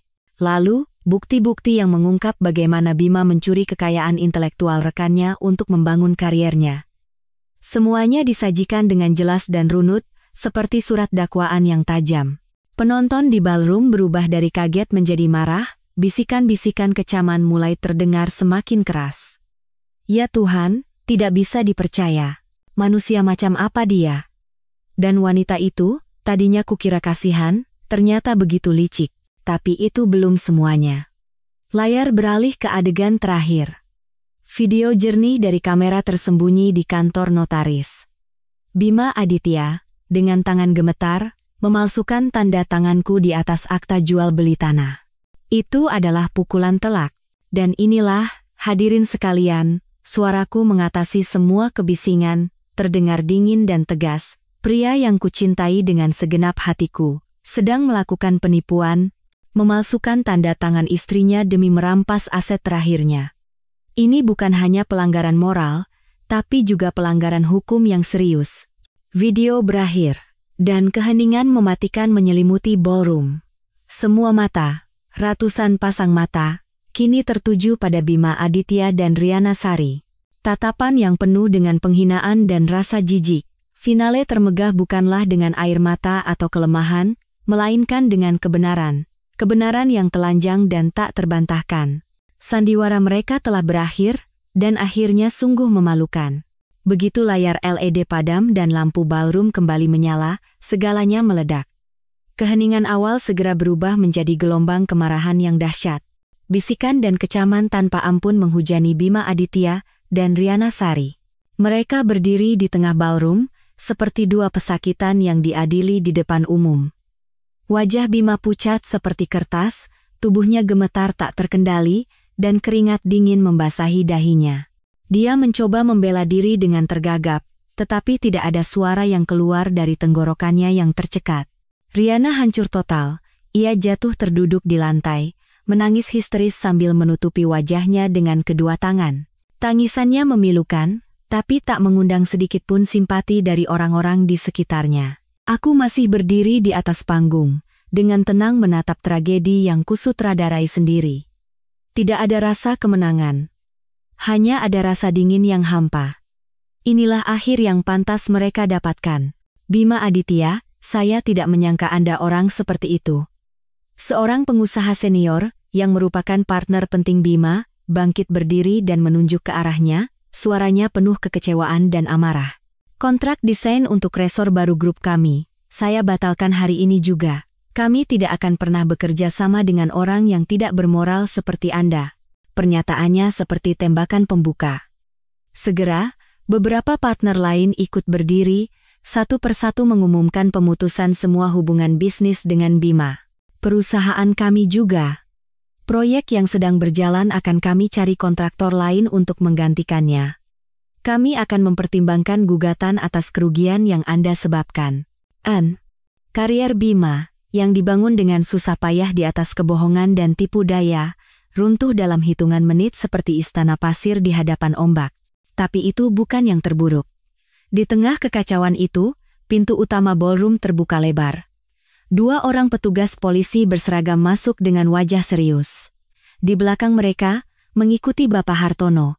Semua orang bingung, tidak tahu apa yang sedang terjadi. Salah seorang petugas berjalan lurus ke atas panggung, mengambil mikrofon dariku, dan meminta semua orang untuk tenang. Suaranya terdengar jelas dan berwibawa. Kami dari tim investigasi kejahatan ekonomi. Kami di sini untuk menjalankan surat perintah penangkapan atas nama Bapak Bima Aditya atas tuduhan penipuan, penggelapan, dan pemalsuan dokumen negara. Surat perintah penangkapan dibacakan dengan jelas dan tegas. Ballroom kembali hening, kali ini karena syok. Kedua petugas turun dari panggung dan berjalan lurus ke arah Bima Aditya. Dia berdiri seperti orang linglung, matanya kosong, tanpa ada tanda-tanda perlawanan. Saat borgol dingin itu terpasang di pergelangan tangannya, barulah ia seolah tersadar. Dia menoleh ke arahku. Tatapannya bukan lagi penyesalan atau permohonan, melainkan kebencian yang ekstrem. Kebencian seekor binatang yang terpojok. Ayu Lestari, kau telah menghancurkan hidupku. Aku tidak akan pernah memaafkanmu. Dia berteriak, meronta-ronta seperti orang gila, tapi sudah terlambat. Dia diseret keluar tanpa ampun oleh kedua petugas, hanya menyisakan tangisan histeris Riana dan ratusan tatapan hina di belakangnya. Melihat kekasihnya ditangkap, Riana merangkak seperti orang gila ke arah kakiku, memegangi ujung gaunku sambil menangis memohon. Mbak Ayu, saya salah, Mbak. Saya benar-benar salah. Tolong maafkan saya sekali ini saja. Semuanya disuruh Bima, saya juga ditipu sama dia. Tolong bilang sama Bapak polisi untuk memaafkan saya. Saya masih punya anak yang harus dibesarkan. Aku menatapnya. Wanita yang pernah berpura-pura malang untuk menipu kebaikanku, kini memainkan sandiwara lain, penyesalan yang terlambat. Aku melepaskan tangannya dengan lembut, berkata dengan suara tanpa emosi, sebaiknya kau katakan itu pada pengacaramu. Lalu aku berkata kepada petugas polisi lain yang masih berdiri, Pak, wanita ini adalah kaki tangan dalam kasus penipuan ini. Kontraknya ada. Sebaiknya dia juga dibawa ke kantor untuk diperiksa. Petugas itu mengangguk. Mendengar itu, Riana pingsan di tempat. Sandiwara benar-benar telah berakhir. Kedua tokoh utama, satu diborgol dan satu lagi pingsan, menemui akhir yang paling tragis di hadapan seluruh kalangan atas. Kejatuhan mereka bukan hanya kejatuhan reputasi dan karier, melainkan kehancuran total seluruh hidup mereka. Gala Amal telah menjadi malam penghakiman dan keadilan. Meskipun terlambat, keadilan akhirnya ditegakkan dengan cara yang dramatis dan sempurna. Setelah Bima Aditya dan Riana Sari dibawa pergi, kekacauan perlahan mereda, namun gaungnya masih terasa di seluruh ballroom. Pesta tidak bisa dilanjutkan lagi. Para tamu, yang telah menyaksikan sebuah drama yang begitu mengejutkan, berpamitan satu persatu, membawa pulang sebuah cerita yang akan menjadi buah bibir untuk waktu yang lama. Orang tuaku dan Bapak Hartono menghampiriku. Ayah tidak berkata apa-apa, hanya menepuk pundakku dengan lembut, tepukan yang mengandung kebanggaan sekaligus penghiburan. Ibu memelukku erat, berkata dengan suara tercekat, semuanya sudah berakhir nak, kamu melakukannya dengan sangat baik. Aku mengangguk. Rasa lega yang tak terhingga membanjiri hatiku. Mimpi buruk ini akhirnya usai. Tapi masih ada satu pertanyaan terakhir yang belum terjawab di benakku. Aku menoleh ke arah Bapak Hartono. Pak, video terakhir. Adegan dia memalsukan tanda tangan. Bagaimana Bapak bisa mendapatkannya dengan begitu jelas? Saya kira tidak mungkin memasang kamera di kantor notaris. Bapak Hartono tersenyum misterius. Kalau kita yang melakukannya sendiri memang tidak mungkin. Tapi ada orang yang bisa. Beliau memberi isyarat kepada Doni, dan Doni membawa seorang pria asing ke hadapanku. Pria itu berusia sekitar 40-an, wajahnya tampak sedikit lelah oleh kehidupan, namun sorot matanya sangat tegas. Dia berpakaian sederhana, sangat kontras dengan para tamu glamor di pesta. "Nona Ayu, perkenalkan," kata Bapak Hartono. "Ini teman lama saya, Bapak Agus Santoso." "Selamat malam, Ibu Ayu." Bapak Agus menunduk sedikit. Suaranya agak canggung. "Sayalah yang menyediakan video itu. Aku sangat terkejut. Tapi, mengapa? Mengapa Anda membantu saya?" Bapak Agus menghela napas, lalu memulai sebuah cerita yang membuatku lebih terperangah lagi. "Saya tidak membantu Anda, Bu. Saya membantu diri saya sendiri. Saya adalah suami Sahriana Sari. Aku dan orang tuaku terdiam." "Suami Riana? Pria yang katanya sudah ia ceraikan? Pria yang ia jadikan alasan untuk membangun citra ibu tunggal yang malang? Bagaimana? Bagaimana bisa?" "Gagapku. Kami belum bercerai, Bu," kata Bapak Agus dengan suara pahit. "Saya ditugaskan bekerja di Jepang, saya selalu mengirimkan uang untuk dia dan anak. Tapi saat saya pulang, saya menemukan dia menggunakan uang itu untuk bersolek dan menipu pria lain. Saya sudah tahu hubungan dia dengan Bima Aditya sejak lama. Saya menyewa orang untuk membuntutinya, mengumpulkan bukti untuk gugatan cerai, dan untuk mendapatkan hak asuh keponakan saya, Rizky." Dia berhenti sejenak, menatapku dengan mata penuh penyesalan. "Maafkan saya, Ibu Ayu. Seharusnya saya memperingatkan Anda lebih awal, tapi saya takut jika saya muncul, dia akan waspada, dan saya akan lebih sulit mengumpulkan bukti. Saya tidak menyangka konspirasi mereka akan sejauh ini." Semuanya menjadi jelas. Dalam pertempuran ini, aku tidak pernah sendirian. Ada sekutu diam lain yang berjuang untuk tujuannya sendiri. "Lalu, notaris itu?" tanyaku. "Dia sepupu saya," jawab Bapak Agus. "Dia silau dengan uang dan disuap oleh Bima Aditya. Ketika saya tahu tentang rencana Bima melalui dia, saya membujuknya atas nama keluarga. Saya berjanji akan memberinya uang lebih banyak dan membantunya lolos dari tuntutan sebagai kaki tangan jika dia mau membantu saya merekam semua bukti. Dan dia setuju. Simpul terakhir telah terurai. Rencana Bima yang tampak sempurna ternyata penuh dengan lubang fatal. Dia terlalu percaya diri, terlalu meremehkan orang-orang di sekitarnya. Pada akhirnya, dia dikhianati oleh orang-orang yang ia pikir bisa ia kendalikan." Kemunculan Bapak Agus tidak hanya menjawab pertanyaan terakhirku, tetapi juga memberikan makna baru pada cerita ini. Ini bukan hanya balas dendamku, melainkan hasil dari para korban yang tertipu yang bersatu untuk melawan kejahatan. "Terima kasih, Pak Agus," kataku tulus dari lubuk hati. "Anda telah sangat membantu." "Sama-sama, Bu Ayu," Bapak Agus menggeleng. "Saya juga harus berterima kasih pada Anda. Berkat Anda, saya mendapatkan cukup bukti untuk merebut kembali hak asuh keponakan saya dan membongkar wajah asli wanita itu." Pertemuan tak terduga ini memberiku perasaan hangat. Di dunia yang penuh kebohongan dan perhitungan ini, masih ada orang baik yang mau berdiri di pihak yang benar. Dan aku tahu, dengan jatuhnya Bima dan Riana, bukan hanya aku, tetapi juga Pak Agus dan Rizky akan mendapatkan awal baru, kehidupan yang lebih damai. Cerita tidak berhenti di situ. Saat aku sedang berbicara dengan Pak Agus, seorang pria lain yang berpakaian rapi mendekat dari kerumunan. Dia berdiri di hadapanku dan menunduk. "Maafkan saya, Ibu Ayu. Saya Indra Wijaya. Saya adalah korban plagiat desain Bima Aditya beberapa tahun yang lalu." "Anda Indra Wijaya?" Aku terkejut. Tokoh utama dari tulisanku yang viral. Saya membaca postingan di forum itu. "Maaf saya terlalu lama diam," kata Indra dengan suara penuh penyesalan. "Setelah menyaksikan semuanya malam ini, saya tidak bisa diam lagi. Saya dan beberapa rekan lama lain telah memutuskan untuk maju sebagai saksi dan memberikan bukti tambahan tentang kejahatan Bima kepada pihak berwenang." Kemunculan Indra Wijaya dan rekan-rekannya menjadi paku terakhir yang mengubur karier Bima Aditya. Orang-orang asing, para korban yang diam, akhirnya menemukan keberanian untuk bersuara. Malam ini bukan hanya malam di mana keadilan ditegakkan, tetapi juga malam di mana kebenaran menemukan tempatnya. Setelah gala yang menentukan itu, hidupku perlahan kembali ke jalurnya, tetapi jalur yang sama sekali baru.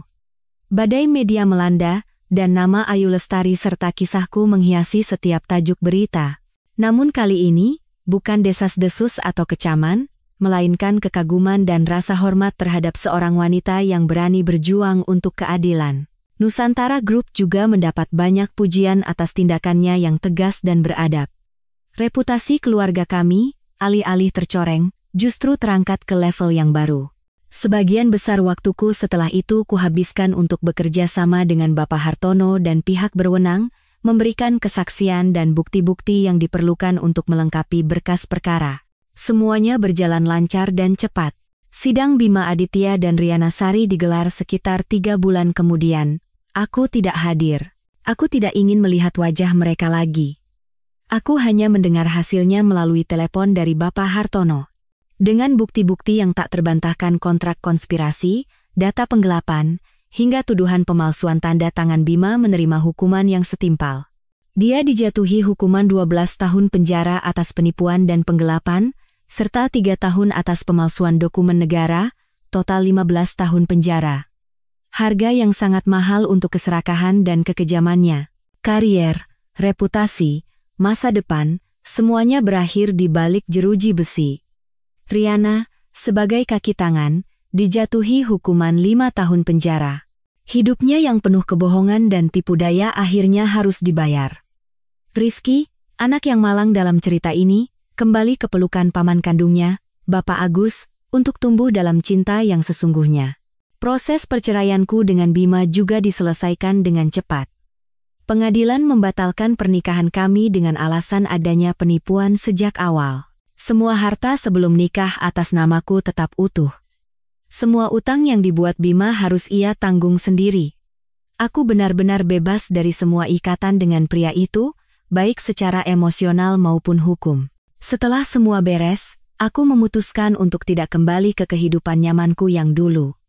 Pukulan dalam pernikahan telah menempa diriku menjadi pribadi yang berbeda, lebih kuat dan lebih berwibawa. Aku menyadari nilai kemandirian, nilai menjadi tuan atas hidupku sendiri. Aku secara resmi kembali ke dunia korporat. Bukan sebagai putri pemilik perusahaan, melainkan dengan kemampuanku sendiri. Ayah, yang melihat perkembanganku, memutuskan untuk memberiku tantangan besar. Beliau menyerahkan sebuah proyek properti mewah milik grup yang sedang bermasalah. Proyek dengan potensi besar, namun mandek karena masalah desain dan manajemen. Papa percaya padamu, katanya padaku. Buktikan pada semua orang bahwa Putri Soedarsono bukan sekadar bunga pajangan. SD. Aku menerima tantangan itu dengan segenap tekad. Aku terjun ke dalam pekerjaan. Siang dan malam aku mempelajari dokumen, menganalisis pasar, bertemu dengan para partner. Aku menggunakan pengetahuan keuanganku untuk merestrukturisasi proyek, memangkas biaya yang tidak perlu. Aku juga menggunakan selera estetika dan kepekaanku untuk memberikan ide-ide baru dalam desain, mengubah apartemen yang kaku menjadi ruang hidup yang berkelas dan penuh perasaan. Masa-masa itu sangat berat, tapi aku merasa lebih berenergi dan bersemangat dari sebelumnya. Aku menemukan kembali gairahku, menemukan kembali nilaiku sendiri. Perlahan tapi pasti, proyek itu menunjukkan perubahan signifikan. Para partner kembali percaya, para investor mengucurkan dana. Proyek yang sekarat itu perlahan bangkit kembali, menjanjikan diri menjadi ikon baru di kota.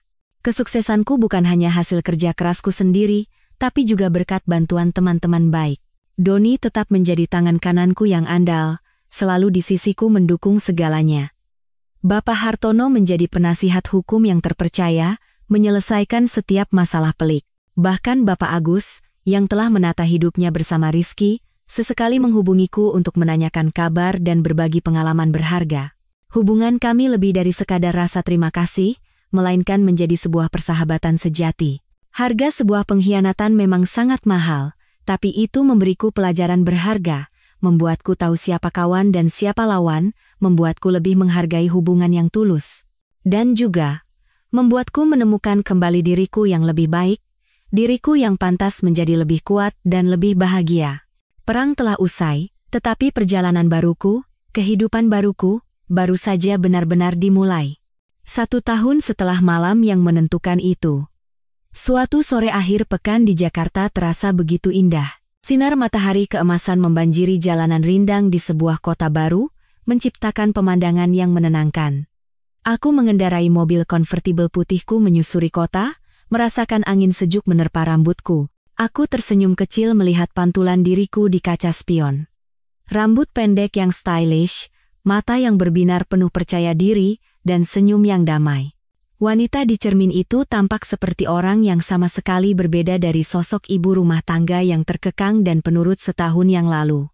Mimpi buruk telah berlalu, dan aku tidak hanya bertahan, aku benar-benar terlahir kembali dari abu pengkhianatan. Aku bukan lagi Ayu Lestari yang kemarin, wanita yang terperangkap dalam rasa sakit dan kebencian.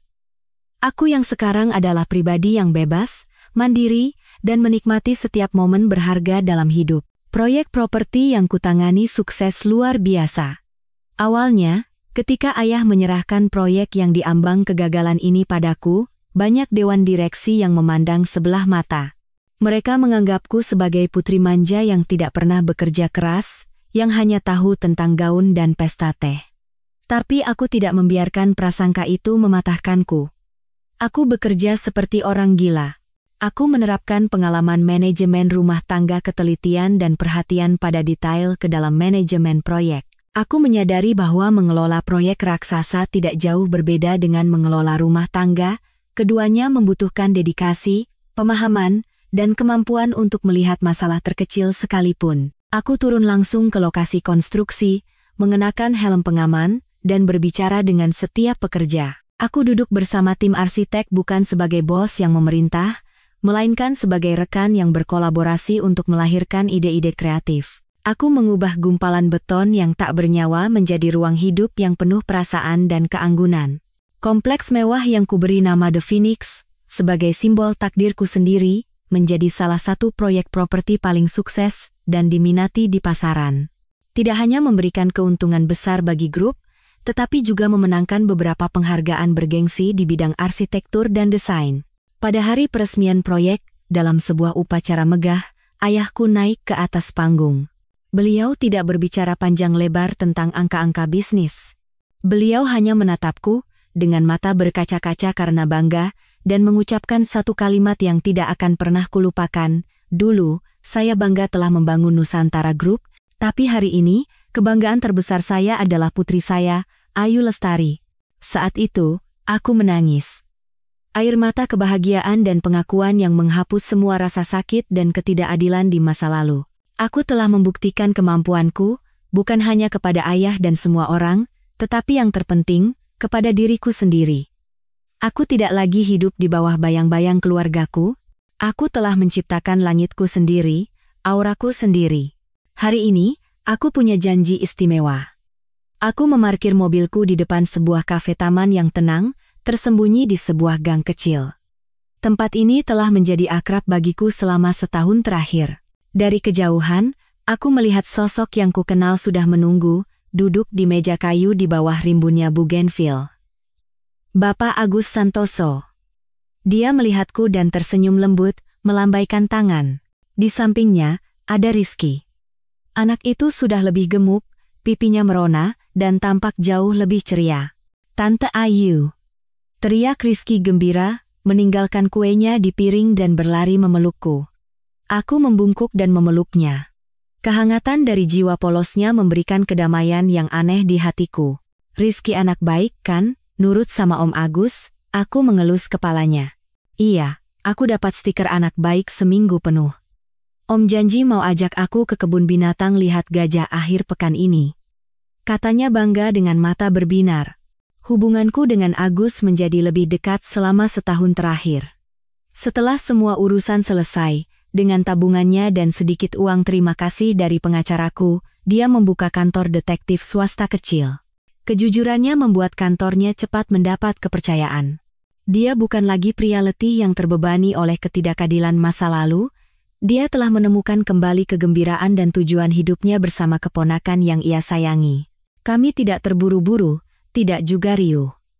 Kami mendekat perlahan, seperti dua sahabat lama yang telah melewati badai bersama, yang menemukan kesamaan, pengertian, dan sandaran satu sama lain. Kami duduk bersama, minum kopi, dan mengobrol tentang banyak hal. Proyekku berikutnya, kasus-kasus menarik yang ditangani kantornya, cerita Rizky yang naksir teman perempuannya di TK. Terkadang kami hanya diam, saling memandang dan tersenyum. Sebuah kedamaian yang sudah sangat lama tidak kami rasakan. Selama setahun terakhir, aku sesekali masih mendengar kabar tentang orang-orang dari masa laluku. Bima Aditya masih di penjara, membayar dosa-dosanya. Sesekali dia mengirimiku surat yang panjang, penuh penyesalan dan keluhan tentang kerasnya hidup di penjara. Dia memohon pengampunan, meminta kesempatan untuk memulai kembali jika sudah bebas. Saat membaca surat pertama, hatiku tidak bergejolak, hanya ada rasa kasihan pada seorang manusia yang telah menghancurkan dirinya sendiri. Aku tidak membalasnya. Surat-surat berikutnya bahkan tidak kubuka, kuserahkan pada Doni untuk diurus. Masa lalu telah berlalu, dan aku tidak ingin apapun mengganggu kedamaian masa kiniku. Riana Sari, kudengar setelah menyelesaikan masa hukumannya, diam-diam meninggalkan kota. Tidak ada yang tahu kemana dia pergi. Hidupnya yang penuh kepalsuan dan tipu daya akhirnya berakhir dalam kesendirian dan kelupaan. Mereka telah menjadi bagian dari masa lalu, pelajaran mahal yang diajarkan kehidupan padaku. Aku tidak lagi membenci mereka. Bukan karena mereka pantas dimaafkan, tapi karena aku pantas mendapatkan kedamaian. Ayu? Agus tiba-tiba memegang tanganku. Suaranya sedikit ragu, tapi tulus. Aku tahu kamu sudah melalui banyak luka. Aku juga. Kita berdua pernah jatuh, pernah kehilangan kepercayaan. Tapi selama setahun terakhir ini, berada di sampingmu, melihat kekuatanmu dan bagaimana kamu bangkit kembali, membuatku percaya lagi pada sebuah awal yang baru. Dia menggenggam tanganku dengan lembut, menatap mataku dalam-dalam. Di matanya, ada rasa hormat dan kasih sayang yang mendalam. Bolehkah aku dan Rizky menjadi bagian dari masa depanmu? Aku tidak bisa menjanjikan kehidupan materi yang mewah seperti dulu, tapi aku berjanji akan memberikanmu kedamaian, rasa hormat, dan cinta yang tulus sepanjang sisa hidupku. Aku menatap matanya. Mata yang tidak mengandung kebohongan atau perhitungan, hanya kehangatan dan kepercayaan. Aku tidak langsung menjawab, membiarkan kehangatan dari tangannya menjalar ke seluruh tubuhku. Air mata mengalir pelan dari mataku, tapi kali ini, air mata bahagia dan haru. Masa lalu yang menyakitkan telah menempa diriku hari ini. Seorang wanita yang tidak lagi naif mempercayai janji-janji manis, tetapi tidak kehilangan kepercayaan pada cinta sejati, cinta yang dibangun di atas pengertian dan kebersamaan. Aku menjawab dengan anggukan kecil, yang mewakili 1000 kata. Agus tersenyum lebar, senyum yang seolah melenyapkan semua beban dari wajahnya. Rizky, yang sedang mengejar kupu-kupu di taman, tiba-tiba menoleh, melihat kami berpegangan tangan, lalu berlari dan melompat ke pangkuanku. Tante Ayu, Om Agus, lagi ngapain? Aku ikut. Aku dan Agus saling memandang, lalu tertawa bersama. Aku memeluk Rizky erat. Agus merentangkan tangannya, merangkul kami berdua. 3 orang, 3 kehidupan yang dunianya pernah hancur. Kini menemukan keluarga yang utuh, sebuah rumah yang hangat, dalam diri satu sama lain. Senja mulai turun, mewarnai seluruh langit dengan jingga yang cemerlang. Dari abu pengkhianatan, aku, seperti seekor phoenix, benar-benar telah terlahir kembali, gemilang dan kuat. Kehidupan telah merenggut seorang suami palsu dariku, tapi sebagai gantinya, ia memberiku langit kebebasan dan kebahagiaan sejati. Dan aku tahu, ini bukanlah akhir, melainkan awal dari babak baru dalam hidupku yang akan penuh dengan kegembiraan dan cahaya. Awal dari sebuah perjalanan yang tidak perlu lagi kujalani sendirian.